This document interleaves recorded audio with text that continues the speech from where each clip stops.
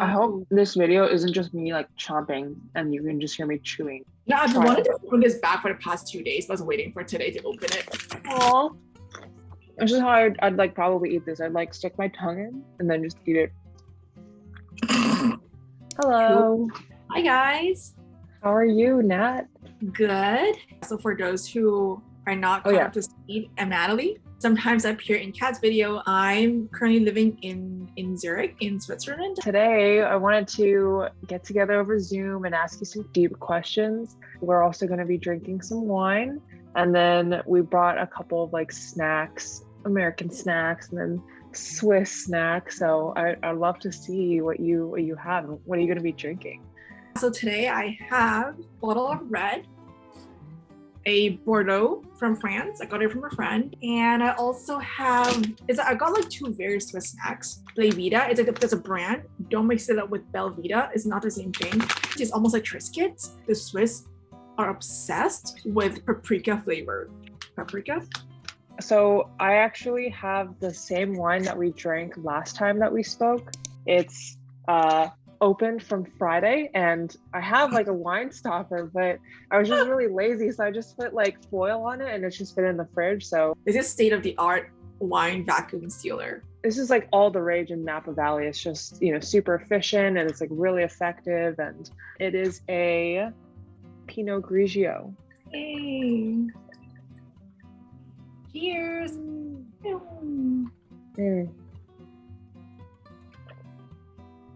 Oh, also, I wanted to show you what my snack is. Oh, I completely forgot about these kind of snacks because these are so American. Yep. When I was in elementary school and we'd have like lunch like in the cafeteria, they'd have like these little bags. It was like a very similar brand. It's not the exact same brand, but it was always white cheddar, and people would like trade this like as like a tool. Yeah, like a commodity, exactly. This is just so American because like first of all, popcorn, like processed food is so American. Fake cheese flavored, so American, and also making it skinny and healthy, also so American. And also that bag size. Oh yeah, family size. Compared to this, this is a standard portion of snacks in here for savory stuff. Like this is like my the small. I just really like my wine. I'm very happy with this. What do you taste? I smell notes of alcohol. I'm kidding. It just smells very fruity. It smells very easy. Some wines are very tannic, very strong, very sticky. I just really like it. I think there's a reason why Bordeaux is very popular in general, because it's like a blend of a few grapes, and normally they blend it because to balance each other out. And your wine is still Gucci from Friday. Wine is still Gucci. It's not super sweet, but it's not super dry. So yeah, it's like a good in between. No, I've wanted to open this back for the past 2 days, but I was waiting for today to open it. Aw. How is your snack? It's so good. It does not look appealing at all right now. It's really good. How's your popcorn, my friend? It's really good. If I weren't on camera and talking to you, I'd literally just be going like this.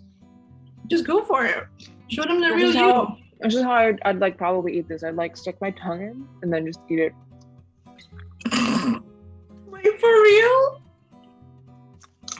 We are gonna be answering deep questions today. I found a list of deep questions online and sent them to Natalie. And then we each picked out a couple of questions that we're gonna ask each other.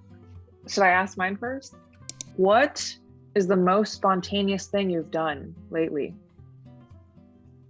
Here's the thing. I'm not very spontaneous. Even like spontaneous for me, it's like I have to plan for the spontaneity. Switzerland is one of the best places in the world for hiking. I'm taking some time off and I'm free during the week. I don't have to work. On Wednesday, I was like, you know what? Like, I want to go hiking. The weather is nice. I went alone to a place called Pizzol. It's a lake. They call it a 5-lake hike. They were absolutely breathtaking. I normally hike with friends, and I normally do it on a weekend, and I normally plan for it. Whereas this time I was like, you know what? Like, I know that I want to hike during the week. So long story short, that's my very wholesome, spontaneous thing that I did lately. How far in advance did you make the decision to go? 5 days, so it's not that spontaneous. What about you? When my sister moved to town a couple weeks ago, it was July 4th weekend. And we biked to the lakefront, and it was super hot that day. It was like 90, 95 degrees. And then we were by the lake. We saw these people that were just like laid out in their bathing suits. And we were just wearing sports shorts, and we weren't wearing swimsuits or anything. But we both randomly jumped in just because it was so hot and it looked so comfortable. And it was super refreshing. Just kind of jumped in fully clothed, and it was awesome. You want to go next? Or give me a number. How about that? 1 to 50. Give me a number. 46. If you could go back in time, what year would you travel to? It's kind of a basic answer, but I'd love to travel back to Woodstock. Do you know what Woodstock is? It's like this music festival that happened in like the 1980s or something. And it was like one of the largest gatherings of people. In my music history class, like we just talked about this for a couple weeks. A ton of people came to this like really small area somewhere up in New York. The first time that this festival happened, it was just kind of legendary throughout like American history. Okay, like I've never heard of it. It was at the height of counterculture, just like hippies and like people doing drugs and like, you know, good music. People were selling drugs there, right? Except the culture behind people like taking the drugs was much more friendly and community-ish. Everyone wants to take care of everyone and make sure like, are you having a good time? Do you need like medical assistance? Like, can we help you? And just like super friendly in that sense. Also, I think Andrew is coming back from getting groceries, so I'm gonna move to the other room really quick. I'm also going to like a music festival next week, so maybe that's just why it's top of mind. Wait, which one are you going to? Hard Summer in San Bernardino, California. For me, I have like 2 answers. One is instantaneous, like the moment I like thought of this question, like I have like a duh answer. And then I'm like, okay, I like a more serious answer. My first answer is actually like the year right before COVID happened, like 2019. I was living a young professionals in her early 20s to her fullest. I was having a lot of fun. I mean, I liked the people I was working with. I liked my friends. I liked living here. I was having a great time. And then COVID happened. And of course, my actual answer would probably be, honestly, just any one year in the 80s in Hong Kong. So I'm from Hong Kong, and my parents were born and raised in Hong Kong. And I've always been very intrigued by just how life was before the dot-com boom, before the like technology came in, because I will literally hear so many stories of like every day at dinner, all the neighbors open the doors and like they like share dinner, they like eat outside because it's so hot in the summer. They all like put their tables out in the courtyard and everyone just have dinner together, and it's like just so simple and so nostalgic, so quintessential to like just the spirits of like Hong Kong people, just because they're so free and they're very like quite open-minded. Anyway, I don't know much, and whenever I do go back to Hong Kong, I try to like visit the more historical part or more unchanged parts of Hong Kong. And whenever I see these remnants of the past, whether it be like a old store or like a newspaper stand or like a really old restaurant, I will always be like, I wonder what it's like to be back then in that era in Hong Kong. That's really interesting. I don't know anything about the history of like Hong Kong, but like I kind of agree. It's just like, what was life like right before the internet became like the norm, and like, you know, everyone just had to do everything manually, and it was just like a simpler time. No, for sure. Well, I think I'm always very intrigued by like the simpler times, I would say. Yeah. When you said that, it kind of made me think. I was like, I would be curious to see the time when my parents first came to America and what their life was like. Not necessarily because it was all like sunshine and rainbows, but just like very different time. You know, the circumstances that they were facing are like so different than what I grew up with. I'd just be curious to see what that era was like. I think it would be super like enlightening. Yeah, like eye-opening to see what their lives were like, because all I know is what they've either told me or what I've learned about history or Asian immigrants coming to like a place like Georgia. So much context that like I just would never understand. Like, what is your favorite book? I'd love to hear you talk about your favorite book. Oh, it's a really random book that just stuck out in my childhood that I always like just like go back again and again and again to read it. And it's called Because of Winn-Dixie. It's Winn-Dixie is the name of a dog, this girl who found an abandoned dog on the streets, and then she adopted him, and of course through the dog she like got to know people better, got to know herself better. It's a very heartwarming story. The reason why I love it is because it's a very good example of a simple story with such rich characters that the characters speak for themselves. Because I think there are many stories where like you can think of a very good plot. Like who cares when there's no growth and no depth in the characters, you know? Like at the end, you care about the people in the story. So if you look at the best literature or the best novels, it's because there's character development of like, you know, the characters. It's a very heartwarming book about how to navigate flaws, how to navigate not fitting in, and how to navigate adopting someone else who is in a worse situation than you. So, aww. And I never read books. I never ever read books. And it's the only book I've ever read. I think I know yours, Kat, but I'll like you probably know it. Yeah, I think I've talked about this in another video, but my favorite book of all time, it's called A Tree Grows in Brooklyn. And it's about also like a young girl who's like growing up in the year 1900-ish. And like her family's pretty poor. They live in Brooklyn. Oh, also character development. The book itself, it like follows the girl from like her parents, like before she was even born, like how her parents like knew each other and like the story of her parents, and then her from her birth all the way up until she's like 18, but then like her whole community life at that time. And it just like paints such a unique perspective on like life in that family at that point and all of the different issues that they are facing. She also loved writing, so there's so much that I relate to. I think there's a general theme of just like coming of age stories. They're resonating, like, oh yeah, because it's just so relatable.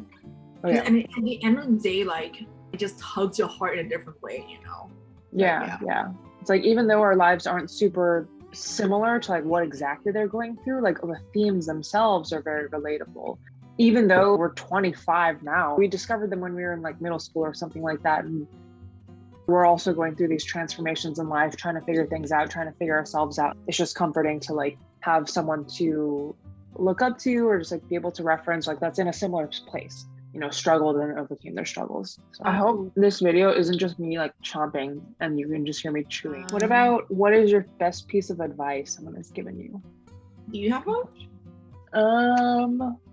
Recently, my mom has given me this advice, and it's very relevant to like these days, but it's just like about facing challenges and not necessarily trying to avoid bad things or challenges, but to like essentially push through failures and challenges. Like they're inevitable, they're going to happen, and it's good for someone to like experience them because it'll just make you more resilient in the long run. Like the sooner you can properly handle them, then the sooner you're like well prepared for like the rest of your life. It's not like anyone naturally loves challenges or failure. It's like very painful and like very like there's no right answer or like clear answer, and like it's terrible when you're going like in the middle of it. But once you've experienced one and then you're like reflecting on it, you're like, I survived, and then I probably took away some learnings and I'm still here. I feel like you will never be able to heed these advices until you went through them. So like everything that our parents went through, they could tell us these advices, but we will never be able to understand until we went through them. Like he said, there are two things that you should never ever do. First, don't ever compare yourself to your peers. And here's the second of all, don't ever lose confidence in yourself. That's so interesting. That's literally like also what my mom told me as well. The way that organizations are structured is like we're maybe the same level as like all these other people, but yet we're not in the same like life stages. We don't have the same education, experiences, yet we're like paid the same. Like we're, you know, compared and we compare ourselves to them, and wasting our like emotions on that. It's so useless. And all that really matters is that like we're just looking to improve on ourselves. Right? Like someone can say something to you over and over, but it's not going to like really make sense until you like live it yourself. Until then, it's just going to be like, you know, a cliche. Like we said, it's like, oh, everyone says this. And it's like some of the most like common things that you hear, but it's like not until you like really internalize it yourself that you're like, okay, I know why this is like now a cliche and why I hear this all the time. Well, I have a question that's kind of not on the list, touching upon you being Captain Critic and me being, I guess, Hangry Nat, what do you think is your favorite kitchen appliance? Air fryer. Okay, tell me about it. Just best investment that we've ever made. It's a toaster, it's an oven, and it is an air fryer. You can cook things without oil very quickly, and it's the best. We've done frozen dumplings, we've done fries with very little oil. You can toast like bread, anything in there. We like use it every single day pretty much, and it's awesome. It's like dual use. Interesting. The air fryer, my mom also got into it. I don't know, for me, it's almost like I don't see the marginal extra utility of having an air fryer. And I mean, it's also an oven. Like you can just cook your veggies in there as well. Yeah. I think mine is not like an electric appliance. I think for me, it's probably my cold brew maker and my French press. It's just such handy manual. It's just so simple, you know, like I don't really like a Nespresso coffee maker because they just waste so much packaging of like coffee. Instead of paying for $5 for a coffee on the streets, I can just make it on my own. Okay. Well, thanks so much for joining me. I appreciate you being willing to be filmed and edited. Were you cringing at my terrible outro? Yes. Oh God. Why don't you end it? If you think my outro is so bad, why don't you do it? Clearly you just want to take over the channel. You just sound different. You just sound completely different. And I was like, why did you just change your tone, you know? Oh no, I'm just awkward. Hope you're not sick of me yet on Cass channel, but like, comment, and subscribe. And see you next time. Thank you for watching. Bye.